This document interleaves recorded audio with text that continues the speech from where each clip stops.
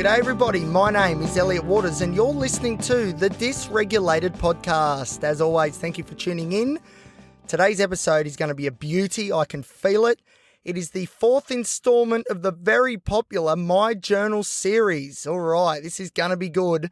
It's going to go deep and I really think the insights that you guys will gain will be very beneficial. But before we do that, if you are enjoying the show, feel free to like, subscribe and share it around with your mates. And you can follow me on Instagram at elliot.t.waters. Okay, let's get into it. We are going back to June of last year, 2021, when I just so happened to be going through quite the severe mental health episode. So this episode got so bad that I did take myself up to the hospital, the Mater Hospital here in Newcastle, really wanting to find some answers because I was at my wits' end. Nothing was working. We weren't making any progress. We were slipping backwards. Every day was terrible. We had to do something and I was desperate. So I wasn't admitted onto the ward, but I did have a very good conversation with the psychiatrist up there and we're going to dive into that today, which I think is very exciting. So this is how it works. There's two journal entries that I'm going to read out. One is the day before I took myself up to the hospital and the second is the day after I got out. But not only that, I really want you guys to get a picture of what was going on. So this is why I think this podcast must stand out from the rest, because not only are we going to go into the journals, which is a very subjective sort of account of what I was feeling, what I was perceiving, what I was experiencing firsthand in that moment, but we're also going to have a look at the discharge summary papers from the hospital, from the psychiatrist. Because, as we know, our own subjective opinions, perceptions, etc. sometimes are clouded. Now, obviously, in this moment, mine were extremely clouded by the various mental illnesses that were ganging up on me at the time. So I think it's going to be really great to have a look at what the psychiatrist's opinion was of what was going on and see how much it married up to what I was saying in the journal entries before and after. So I think that's pretty cool. So I remember clearly what I was feeling when I went up to the hospital on this occasion. So the first thing was, and this happens every time I go up there with mental health issues going on. So I'll sign in, I'll get triaged by the nurse in the emergency department. Then they'll take me down to the mental health ward into the waiting room. And that's when the imposter syndrome kicks in a full gear. Come on, Elliot, there's nothing wrong with you. Put a smile on your face. Everything's fine. You're being too dramatic. So that was the first thing. I had to sort of keep reminding myself that, no, this is real. We've been feeling terrible for weeks and something needs to change. We deserve better than this. So that was the first sort of hurdle, that first negative emotion or construct of imposter syndrome I had to get over. And then the other thing that really stood out was my frustration. So if you've listened to my episode on treatment-resistant disorders, you'll hear my frustration in that episode as well. It was very similar. Nothing that we've tried is working and no one seems willing to try something different to try and get some good results here. We're just doing the same old thing, throwing the same old medications at me and they're not working and I need something to click. So although I was in the grips of quite the severe mental health episode, I wouldn't say I was going up to the hospital in a suicidal state. So what happens with me, I do a bit of suicidal ideation. So if something goes wrong, whatever it is, I don't know, say a flat tire, flat battery, I don't know, something like that. My automatic response to that is, well, this is crap. This always happens to me. I should just kill myself. Now, 99% of the time, probably 99.99% of the time, my second thought is, no, that's ridiculous. And then I'll come up with an argument as to why we should keep going. On this occasion, I was having the suicidal ideation. Everything's going wrong. It's been a terrible few weeks. What's the point of even going on? The problem was the second thought after that initial one was a lot more meek and mild. It wasn't as strong as it usually is. It was more like, yeah, you've got a bit of a point. Things aren't going very good and I'm not confident that it's going to improve, but I don't know, shouldn't we just ride it out and see how it ends? So not as strong of a pushback. And that scared me a bit. So I think that's what compelled me to go to the hospital.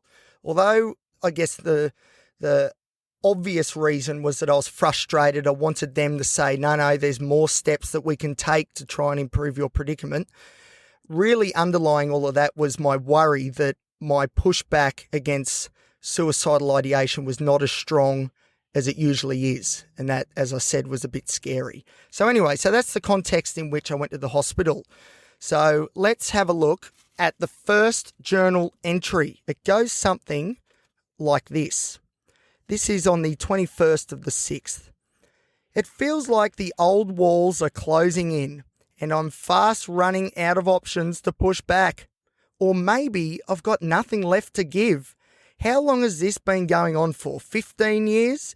You would have hoped more improvements would have been gained, but here we are again. Stimulants aren't doing the job for my mood anymore, and a turn to alcohol again after so long without it is only making things worse. Worryingly, after securing some painkillers, it was endone, I discovered that they definitely work to lift my mood. Of course, this isn't something that is sustainable, and thankfully I've given that almost habit the boot. But what other options are left? The drums of impending mortality are beating loud and clear, and I'm not confident I have the tools or the fight left in me to shut them down again. Okay, so that is the journal entry. So there's a little bit in that. I think it's reasonably easy to understand. Obviously, I was in a pretty dark place. It is true, I did secure some painkillers, endone, which were amazing, but they're not, like I said, sustainable and will lead to some disastrous consequences if it becomes a habit. So I'm really happy that even during those dark times when there probably was an option on the table, I dabbled a little bit and then decided, no, we're flying a bit close to the sun here. Let's not do it. The alcohol thing also didn't really last too long. That's the thing, with alcohol, really reacts badly with me. My hangovers go for like a week. It's so bad, but it's not just the physical aspects, it's the mental stuff that's the worst. Alcohol really does not agree with me.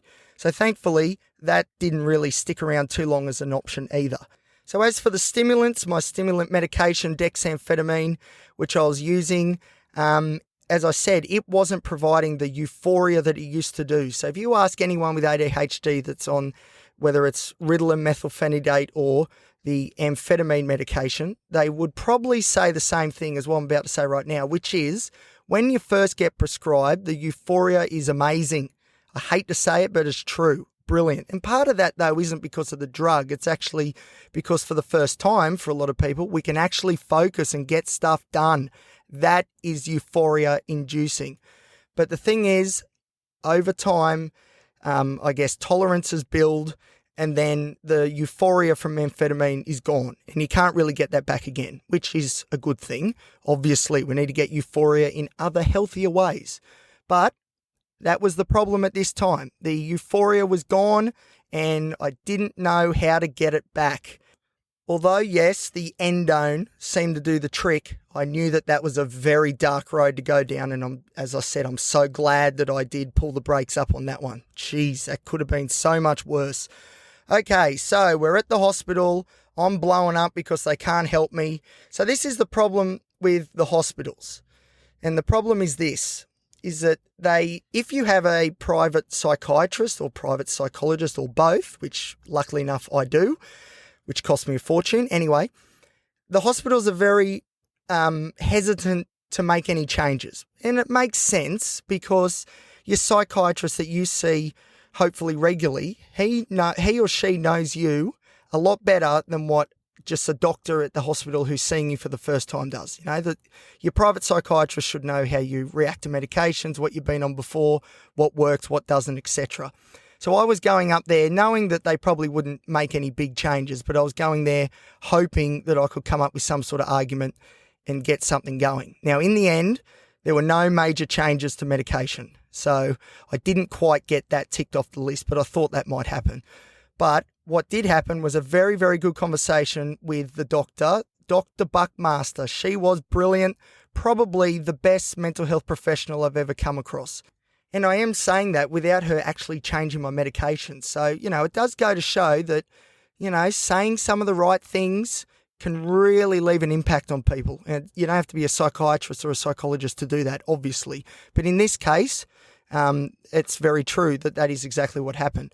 So I was up there and I was very, down on myself, tearing shreds off me as a person, what I was trying to achieve. I'm an idiot. I'm never going to get to where I want to be. What's the whole point? She really took me on a journey of, I guess, self-love. Together we were evaluating some of those statements, seeing if they were true, trying to acknowledge that sometimes when people give me positive feedback, that they know what they're talking about. Don't dismiss their opinions, because that's actually rude. So instead of saying, yeah, but, and coming up with an example of why you are not as good as this person's saying, actually accept it for what it is, because sometimes they know better than you. It was a really, really good experience. And it was good too, because what she instilled was a bit of hope. Now, when you go up to the hospital in crisis mode, that's really what you're gunning for. You need to get hope. First off, you got to get someone down from level 10 back down to a 3 or 4. Then you got to come up with a story, a narrative, and a framework for recovery that instills hope into the person. And that's exactly what she did with me. So it was a very good experience. So let's have a look at what she said about me in the discharge papers that she sent to my doctor, my GP. And it goes something like this. So let's go. The title, James Fletcher / Martyr Mental Health Service. Start of document, Elliot Waters. That is me. So the first point we've got here to mention is the triage nurse notes when I first went in and said things are not good. So it says, when I find it, there it is, patient referred by Calvary Martyr Newcastle Emergency Department voluntarily with worsening depression and increased anxiety over the last 4 to 6 weeks. Very true. All right, here is what Dr. Buckmaster said to my GP. Dear doctor, thank you for your ongoing care of Mr. Elliot Waters. Get ready for this bit. A lovely 30-year-old male who presented to the Martyr Hospital voluntarily in the context of multiple psychosocial stressors. 30-year-old male presenting with increasing anxiety, anhedonia, which remember is when you just don't care about things you used to care about, and hopelessness, that's the big one, about a fix for his psychiatric diagnoses. Presented today as over the last few months, he has had worsening symptoms in the context of increasing caffeine use, poor sleep-wake cycle, and university stressors. Then, approximately 2 weeks ago, Elliot began accepting the role that his parents may have played in his personality development. I'm still trying to accept that and see if that's actually true. Anyway, and last week, a family member also presented to the Calvary Martyr Hospital with mental health concerns. And Elliot is now under the opinion that because there is a genetic link, it appears, with similar issues, it has led to this sense of hopelessness that despite the therapies and medications Elliot has tried, of which has been many, that's my words, and effort he has put in, so much effort, there will be no improvement in his condition. Ugh. Elliot has excellent insight and understanding of himself. Yeah, it's a curse. And an ability to be open to new information and processes and accept the same. He displays good emotional intelligence, should be great, and a willingness to engage in moving forwards towards a happy outcome. He has a chronic risk of suicide secondary to emotional dysregulation.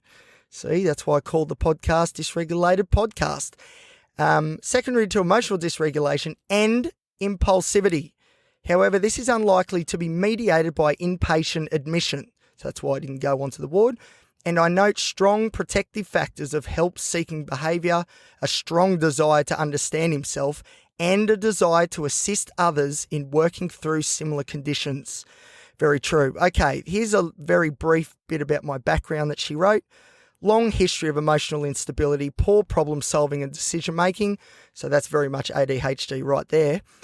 Diagnoses include bipolar disorder type 2, generalized anxiety disorder, social anxiety disorder, major depressive disorder, OCD, which I've had that a few times. I haven't really mentioned on the podcast yet. It's OCD without compulsion. So it's just the obsessive thoughts.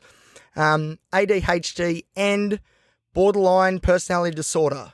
And also, I will add caffeine use disorder, which will come up in a minute. Elliot currently sees a psychologist as regularly as his bank account allows, and that's still true, and has plans to recommence EMDR, schema therapy, and internal family systems therapy. Yes, I do, and I'll explain what those are in future episodes, I promise. He has a sense of frustration that he has psychological barriers that are preventing him from engaging, such as a fear of failure and his very low opinion of himself. And he also says he has a strong part of him that doesn't believe he deserves to feel better. And he's very scared of the process of unlocking potential emotional trauma. Yes, that is true. There's the medications. If you've listened to my treatment-resistant disorder episode, you'll know all the medications I've been on. This bit's interesting. Increased use of prescribed stimulant medication, dexamphetamine, in the context of emotional distress, and housemate currently managing dispensing of a prescribed amount. And the good news is I do not go over my prescription that often anymore, which is very good, but I certainly was back then. Caffeine. Elliot has 2 to 3 scoops of pre-workout, which is the equivalent to 6 to 9 shots of coffee.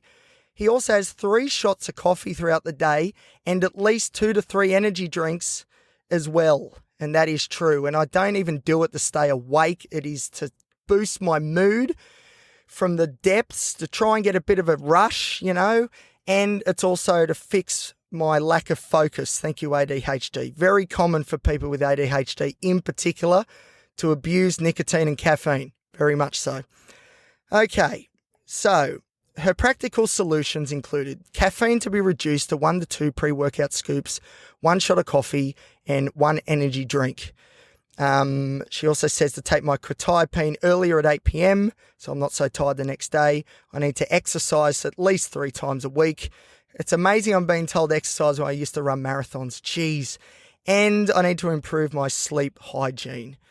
So there you go. She thinks I was great, which is good. And she also came up with some nice practical ideas moving forward, which were things that I knew, but at the same time, it is hard to implement. People with borderline personality disorder in particular know exactly what they need to get better, but it's the implementation part that is so difficult, and I am the same. So that's the discharge summary from the Mart Hospital. So when I went up there, it was like midnight when I first went up there because it took all day to convince myself that it was a good idea to go, that I deserved to go and try and get a good outcome. So I got home at like 4 a.m. the next morning, and then I think I slept for most of that day, and then the following day is when this journal entry was written. And it goes something like this. The big news since the last entry would be my latest visit to the Mart Hospital. I was awake for 2 days, fueled by, so embarrassing, gotta stop this, nicotine, caffeine and amphetamine, plus the adrenaline-inducing idea that death was surely imminent, and this ensured a mental health crisis was inevitable. But I just will not quit. Maybe that's part of my problem. I'm just too resilient. After all, if I truly had no hope for the future, I wouldn't keep bothering fronting up to the hospital looking for something to grab onto. And I think a bit more hope has been provided. It's amazing how some people can have such an impact.